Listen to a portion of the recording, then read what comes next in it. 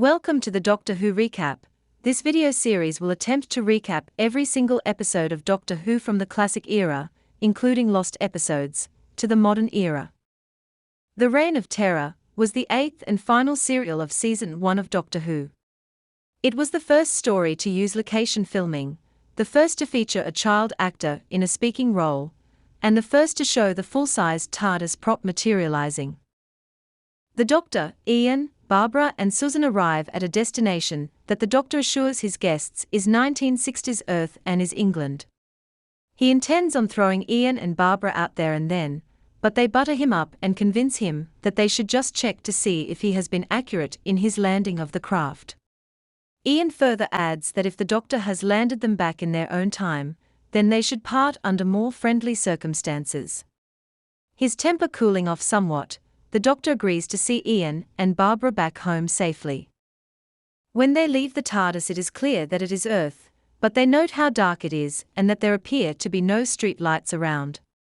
While Ian investigates, he finds a small feral boy in the woods. After questioning, the boy informs the travelers that they are actually in France and are 12 kilometers from Paris. The Doctor states that 100 miles from the intended destination, whilst not perfect, is pretty good. Before they can question the boy anymore, he runs off. The foursome continue to explore and eventually find an abandoned house. They split up and explore it. Barbara, Ian, and Susan begin to suspect that the Doctor has not been as accurate as he imagined when they find 18th century furniture and clothes around the house. They also find fake papers, some of which bear the signature of Robespierre, the chief orchestrator of government during the Reign of Terror in the year 1794. They deduce the farmhouse is being used as a staging post in an escape chain for counter-revolutionaries. They put on some of the clothes so as to not look conspicuous to the others when they go back to the TARDIS. Ian goes to look for the Doctor, but as he leaves he is accosted by two counter-revolutionaries named D'Argenson and Rouvray. They hold a gun to Barbara, Ian, and Susan and try to ascertain if they are loyal to the revolution or are counter-revolutionaries like themselves. They ask if they are traveling alone. Barbara replies in the affirmative. Rouvray says that this is a lie as they have found the Doctor upstairs. They assure them that he is all right, but they are still hostile to the travelers. The impasse is ended when a band of revolutionary soldiers surrounds the house and demands their collective surrender. Instead of storming the house, they wait outside, counting on the counter-revolutionaries to lose their nerve. This ploy bears fruit when D'Argenson, who has seemed nervous from the off, gives himself up, thinking that his surrender will spare him the guillotine. Reluctantly, Rouvray joins him. They are both killed. The soldiers now enter the house and capture Ian, Barbara, and Susan, thinking they are counter-revolutionaries also. They inform them that they will be marched to Paris and the guillotine. The parting action of the soldiers is to set fire to the farmhouse, unaware the Doctor is inside. The travelers stare at the house as the roof falls in and the Doctor lies unconscious on the floor. Once in Paris, Barbara, Ian, and Susan are sentenced to death for being traitors to the revolution. They are swiftly imprisoned, with Ian put in a separate cell from Susan and Barbara. Once Ian has been dispatched, the lecherous prison warden says that he would be able to help the two girls escape, but Barbara turns this down, sensing that he would ask for a little more than the company he says he seeks. Susan is distraught at their predicament and confides to Barbara that she is worried about her grandfather, fearing his death. However, the Doctor is not dead. He was saved from the blaze by the young boy that they encountered outside the TARDIS. He informs the Doctor that his companions have been taken to the Conciergerie prison in Paris. After thanking the boy, he sets off after them. Barbara begins to plot a way out of their cell. She notices that the wall to her cell is wet, and that means that there must be some kind of sewer system below the cell.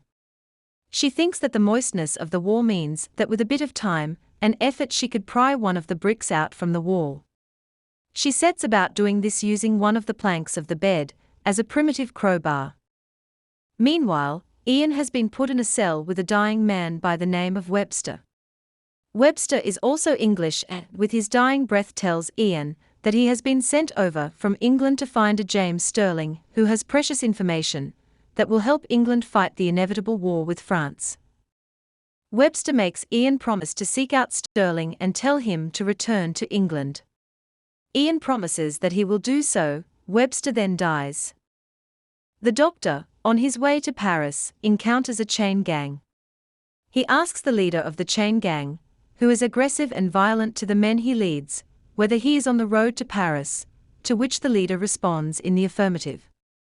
The leader complains that his men are slow, and that he has been ordered to finish this section of the road before tomorrow. The Doctor suggests that instead of being violent towards his men, he should aid them in their effort. The leader responds badly to this, insists on seeing the Doctor's identification papers, and, when he can't provide them, orders him to join in the manual work. Back in the prison, the girls are startled when they are almost discovered digging their hole. Their work is brought to a halt later, when they discover that rats are coming in through the hole and infesting their cell. Because Susan is distraught at this, Barbara says they will stop. Over in Ian's cell, a nobleman named Lemaitre comes in and inspects the body of Webster. He orders Ian to tell him whether Webster said anything to him before his death. Ian tells the man that he didn't, but the prison warden states he heard them talking. The nobleman takes Ian's name off the list of people to be executed. Meanwhile, back at the chain gang, the Doctor has devised a plan whereby he will gain his freedom, as well as the freedom of the other men. He creates a distraction for the leader by saying that there is to be an eclipse. As the leader looks to the sun, the Doctor steals some money from the leader's purse. As the men go back to their digging, the Doctor hides some money in the soil and pretends to uncover it, saying that he has found buried treasure. The greedy leader begins to take over the digging, and whilst he is distracted, the Doctor knocks him over the head, rendering him unconscious. As the Doctor moves on, he passes a sign indicating he is 5 kilometers from Paris. However, it may be too late, as the prison warden comes to Barbara and Susan's cell and informs them that it is time for their execution. As they are led out to the wagon that will take them to their death, Ian looks out of his prison window in shock. By this time, the Doctor has arrived in Paris and starts to track down his companions. Meanwhile, in another part of Paris, the wagon carrying Susan and Barbara halts temporarily to change horses. Barbara suggests that they could use this opportunity to run, but Susan has too much of a headache. Barbara seems resigned to their fate. Luckily for them, their transport is hijacked by two men, Jules and Jean, who kill the guards and spirit them back to their safe house. Back at the prison, the jailer is serving food to the inmates when he is called away by Lemaitre. In his rush to get to his superior, he leaves his set of keys in the lock. While he is gone, Ian finds the keys in the lock, reaches them through the grate, removes the key to his cell, and places another key in the lock. When the jailer returns, he does not notice the difference and thinks he has got away with his forgetfulness. The Doctor wanders the streets and comes across a clothes shop. He gives the shopkeeper all of his clothes, including his ring, for the clothes of a regional officer of the provinces. In the prison, Ian takes an opportunity whilst the jailer is drunk to sneak out of the prison. As he does, Lemaitre is watching his every move. Once Ian has gone, Lemaitre speculates that his escape would be the only way to see if Webster had said anything about Sterling to Ian before he died. Back at the safe house, Barbara and Susan are told they will be given food and a place to rest, and then they will be smuggled out of France in the escape chain, but Barbara says they can't leave France without the Doctor and Ian. Jules and Jean reassure her they will try to reunite the four travelers. When Barbara and Susan tell them how they came to be arrested, they mention the house in the woods that was burnt down. This shocks the two men, who ask if D'Argenson and Rouvray were there. When the girls tell them that they were and that they were killed by the soldiers, Jules informs them that this house was being used as a safe house, and that D'Argenson and Rouvray were people that they had saved. Jean and Jules speculate that there must be a traitor in their midst who is giving away the locations of their safe houses. At this point, Susan becomes ill again and Barbara takes her to bed. Another counter-revolutionary, Leon Colbert, arrives and joins their company, quickly striking up a romantic flirtation with Barbara. Lemaitre takes the doctor to an audience with the tyrant of France himself, who appears as both a zealot and a psychopath, with his constant talk of needing to increase the pace of execution. Little the doctor can say to the contrary seems to have any sway, but by the end of the meeting, Robespierre seems to have warmed to the doctor and asks if he can return tomorrow. Meanwhile, at the rebels' house, Susan is still desperately unwell. Leon takes it upon himself to find a physician for her. This puts him in the good books of Barbara even more. Barbara and Susan are left by themselves as Jules and Jean are checking out one of their hideouts. They are shocked to see someone in there. Jules sneaks in and strikes the man. Little do they know it is Ian. When the doctor and Lemaitre return to jail, the doctor tries to make excuses and leave, but a mixture of Lemaitre's insistence and threats from the jailer force the doctor to stay.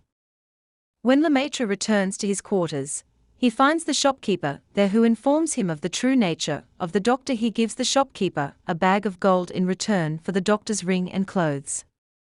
He then shows the shopkeeper out. On returning back to their house with the prostrate body of Ian, Jules and Jean are shocked to find that the interloper is the friend of Barbara.